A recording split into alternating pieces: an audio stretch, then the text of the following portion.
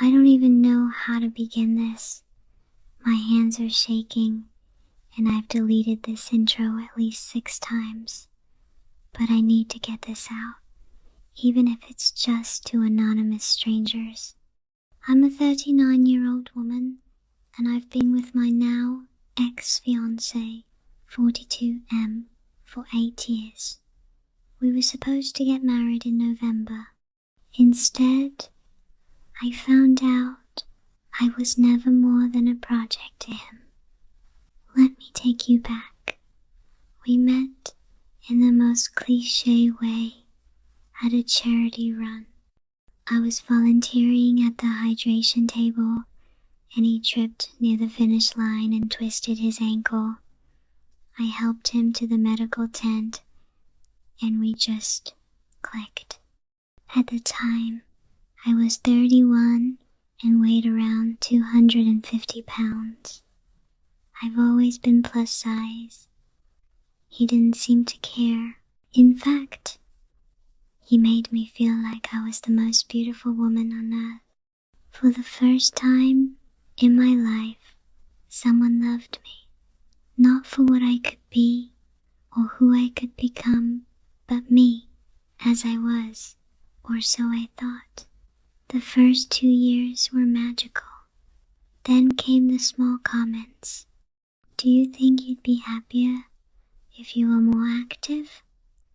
Your cousin Jessica has really been killing it at the gym, huh? You'd look amazing in that dress. Maybe a smaller size, though. At first, I brushed them off as concern, maybe even encouragement. I had started trying to lose weight myself, not for him, but because I wanted to feel healthier. He was supportive. In fact, he became intensely invested. He cooked for me, got me a gym membership, created fun fitness challenges for us as a couple. I started dropping pounds, about 40 pounds in a year. I felt good, proud of myself.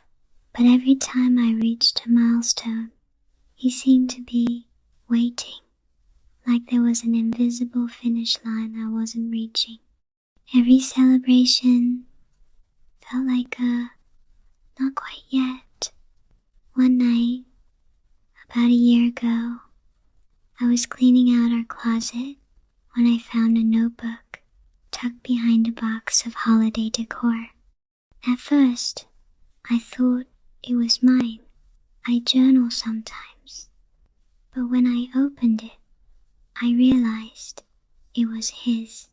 He had written down monthly progress logs of my weight, my measurements, my clothing sizes, like some kind of experiment.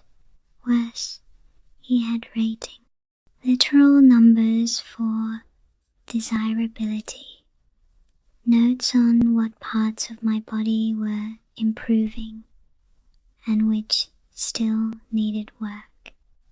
I was a science project. I confronted him, sobbing, notebook in hand, but he deflected. I was just trying to track your progress to encourage you. It's not what you think. I believed him. I wanted to believe him. I convinced myself it was poorly executed love. That was the first betrayal I buried. Fast forward to 3 months ago, he left his laptop open while he was in the shower. Something about it felt off. He was getting a lot of notifications from Discord. I never knew he was active on Discord.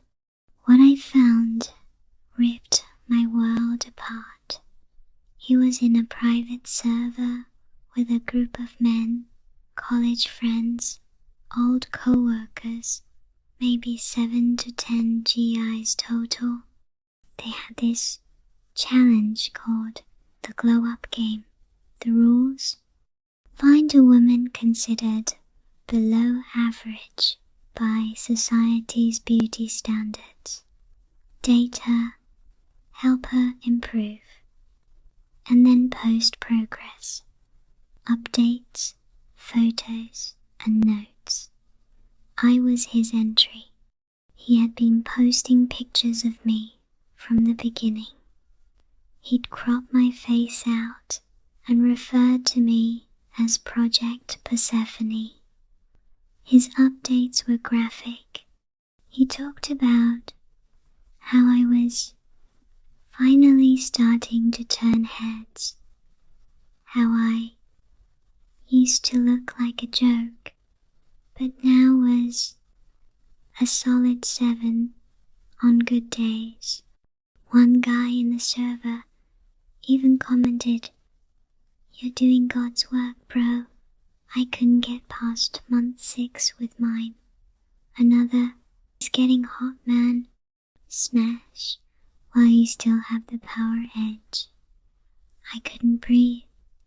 I confronted him again. I screamed, cried, threw the laptop at him. He denied it, said it was just guy banter, and he never meant it. But I couldn't unsee it. Something broke in me. I started investigating more. His credit card bills, his location history. That's when I discovered he was renting a small studio apartment across town. His work late, excuses, bullshit.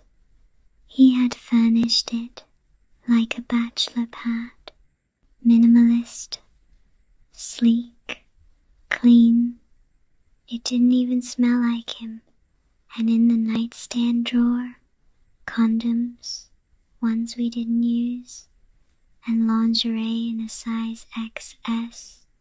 I was ready to confront him again when fate dropped another bomb. That same week, a woman messaged me on Instagram. She introduced herself as Erica, said she had been dating my fiancé for over a year. She thought I was the side piece. He had told her I was his sister, that I was staying with him temporarily after a breakup. He had created a whole identity for me. He even showed her our family photo album and claimed the wedding planning boards were his sister's Pinterest. We met in person. We cried together. She even brought her daughter, who called him Daddy. He had a second family. You want one more twist? I took an ancestry DNA test a few years ago and forgot all about it. Last week, I got a notification about a new relative match. High confidence. He's my half-brother. We share a father. I called my mom, and she admitted she had a one-night stand in her 20s and never looked back. The timelines match up, and yes, the DNA confirms it. He knew months ago. The DNA match showed up in his account too. He never said a word. I am done. I moved out. Erica and I have stayed in touch. We're considering taking legal action together.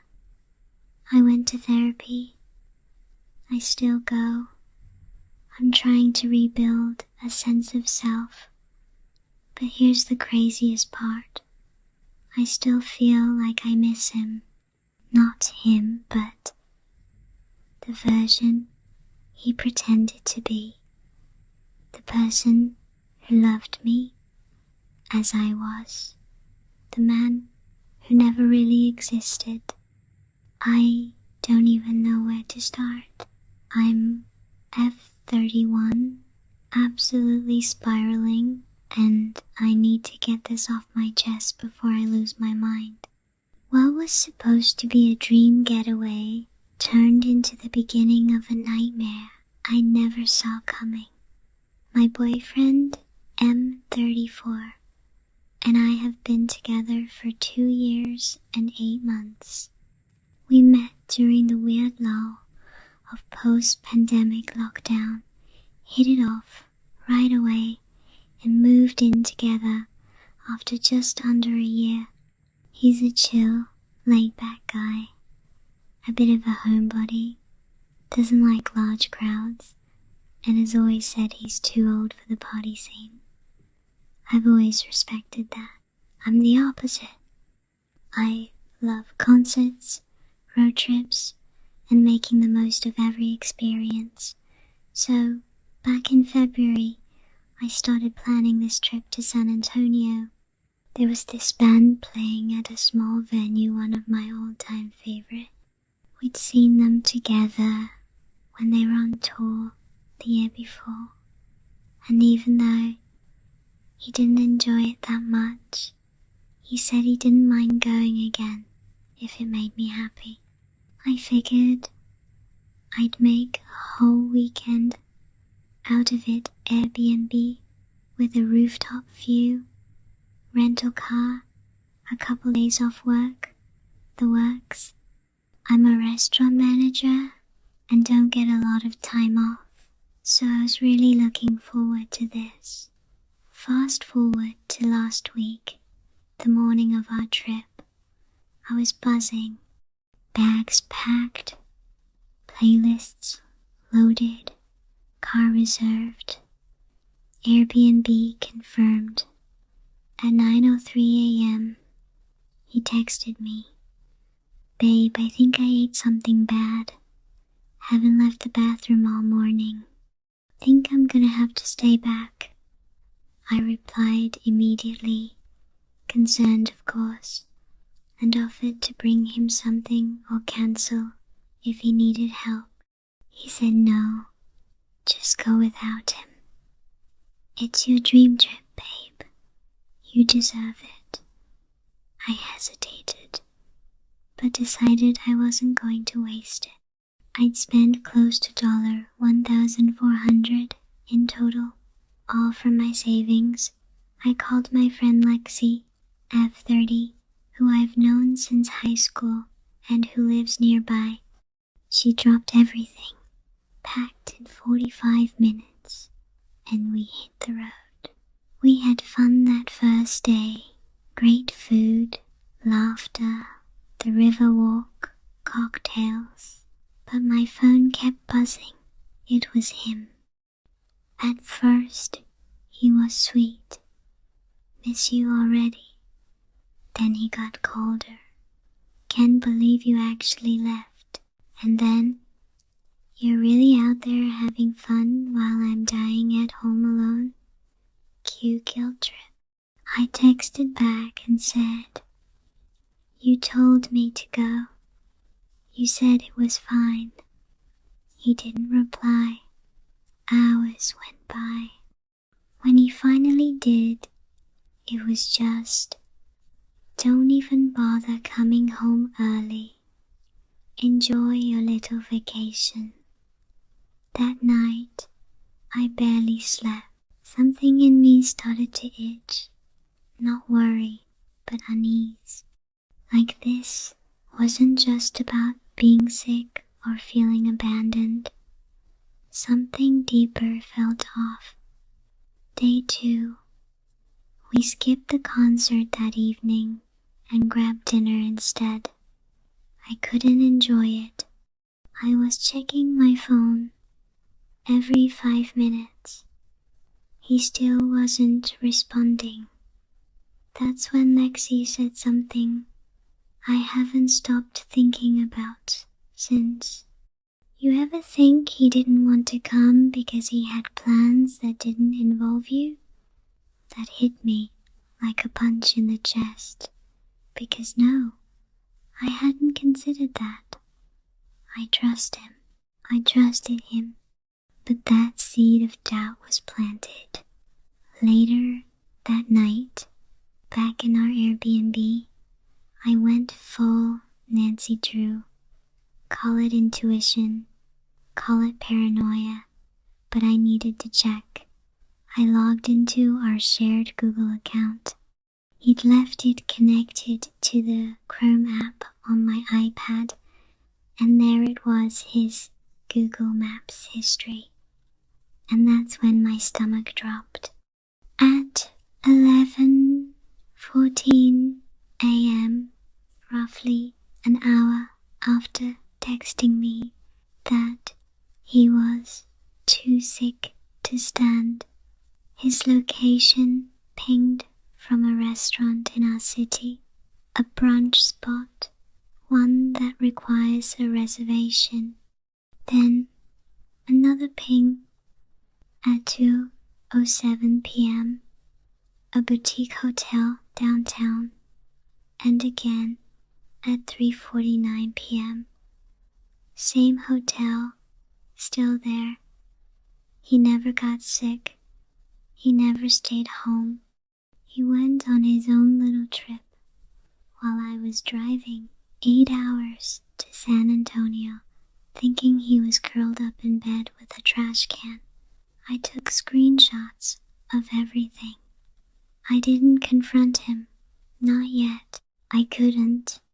I was shaking so hard, I dropped my phone. Lexi held me while I cried and said, "Let's figure this out when you're home. Don't let him ruin your whole trip." But I was already ruined. When I got back, that's when it all fell apart. He was home, calm, acting like everything was normal. He didn't even apologize for ghosting me for 2 days. I asked him how he was feeling, and he shrugged. Then I asked, "So, where'd you go on Saturday?" He froze. I watched his soul leave his body. He stammered, "What do you mean?" I showed him the screenshots. The restaurant, the hotel, the lies. He turned white, then red, then white again. "I just needed space," he said, "to think. I didn't want to ruin your trip. I asked who he was with." Silence. Then, "It's not what you think," but Reddit. It was exactly what I thought. Eventually, after a screaming match, crying, door slamming, and threats to leave, he admitted he'd been talking to someone for 3 months. He swore it wasn't physical yet, and that he just felt smothered by me lately, that I was too busy and too obsessed with planning things. He needed to feel free. He said he didn't come on the trip because he wanted to see how he felt being without me. He wanted to know if he missed me. He said this whole thing was a test. A test. I asked if he'd slept with her. He wouldn't answer. I asked if he loved her. He said, "I don't know. I just know I don't feel the same way about you anymore." I moved out that night. Lexi came with her brother's truck, and we loaded what I could carry. But here's the kicker. 3 weeks later, he showed up to my work with flowers, said he'd made a mistake, said he chose wrong. I told him he didn't choose wrong. He chose himself. And now, so am I. He did sleep with her. She reached out, apologized, told me she didn't know about me until recently. Then she dumped him too. He's alone now. I'm not. I'm in therapy Finally getting my head right. I've been promoted at work. Lexi and I are planning another trip this time to New York. Just the girls. No lies, no guilt. Funny how the thing that was supposed to ruin me ended up saving me. But damn, the fire I had to walk through to get here